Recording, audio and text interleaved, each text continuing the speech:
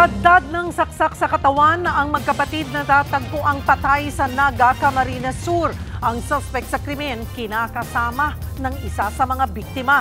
Nasa frontline ng balitang yan, si Rainiel Pawid. Putol ang kamay at wala ng buhay.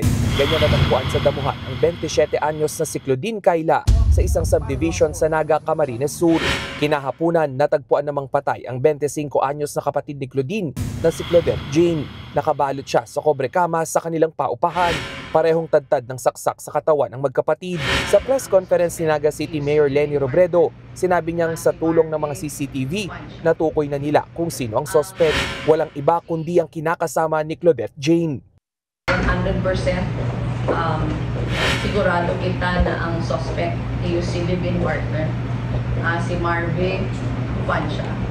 Ang evidence na on hand sa Station 2, yung mga CCTV footages, very clear yung audio na sumisigaw si Jane about 11 p.m.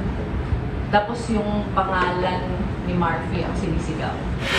Tingin ng otoridad, crime of passion ang nangyari. Nagkalat pa ang mga gamit sa labas ng paupahan. Indikasyong nagkahabulan.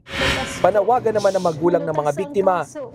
Sana po sa imong may gibong raot sa mga aki mi na magsuko naman po, makonsensya po sinda.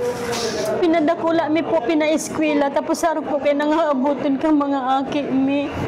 Bakulang pong saro, dinuwa pa talaga. Kabilang sa inaalam kung bakit pati si Claudine ay pinatay rin. Tinutugis na ang suspect. Nagbabalita mula sa frontline, Rainiel Pawid, News 5. Mga kapatid, Cheryl Hosing po. Maging maalam at may pakialam sa mga napapanahong issue at headlines. Mag-follow at mag-subscribe na sa social media pages ng News 5.